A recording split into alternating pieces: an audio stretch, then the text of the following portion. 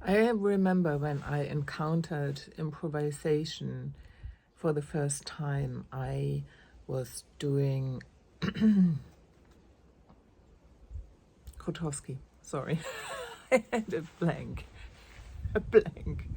Grotowski. I was introduced to Grotowski and his approach, and he had something that was called the body alphabet. So it was without language, it was very physical, and it was very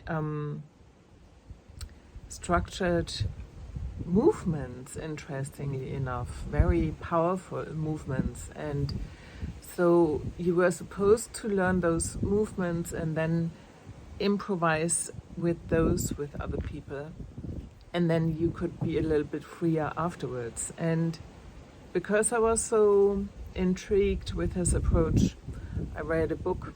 We actually nearly, when he was still alive, he was Polish, would have gone and seen him when I was studying, but we didn't do it, unfortunately. And then I think 1 or 2 years later he died. But you know what was maybe the most interesting part when I was reading more about his work was that he kind of put two things that somehow sound like they wouldn't go together, which is improvisation and discipline.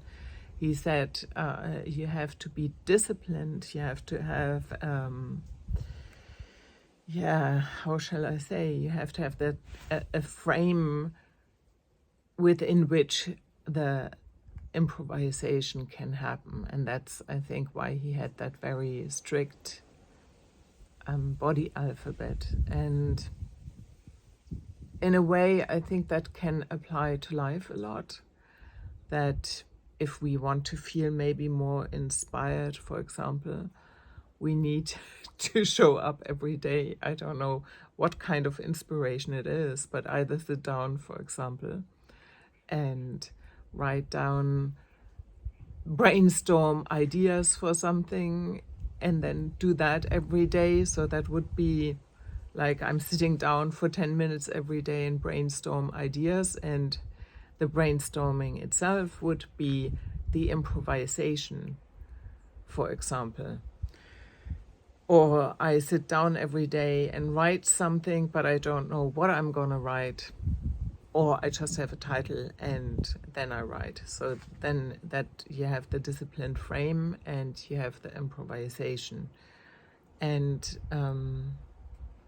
it's maybe if we don't have any frame, we are floating so much so that nothing is happening. If the frame gets too small, if we try to control everything and have everything sussed out beforehand, there's no place for any magic or anything spontaneous or exciting to happen. So I think this one is a really tricky one, because yes, to find that balance between have the right frame for what you want to do, the discipline, to show up regularly, and then to see how much of space.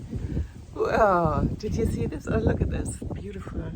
Oh, beautiful. How much space you want to give to this. And for me, that's the same thing also with my content creation. You know, it can get maybe too tight where everything is already planned and I'm not inspired anymore, but I'm showing up. Or maybe I'm not showing up anymore and then there's no inspiration anyway. So let me know how you handling discipline and giving you the freedom, yourself the freedom to explore things a little bit. Aka improvisation. I'm wishing you a beautiful day. Take good care. That was Anja Kersten, life coach and artist. Bye-bye.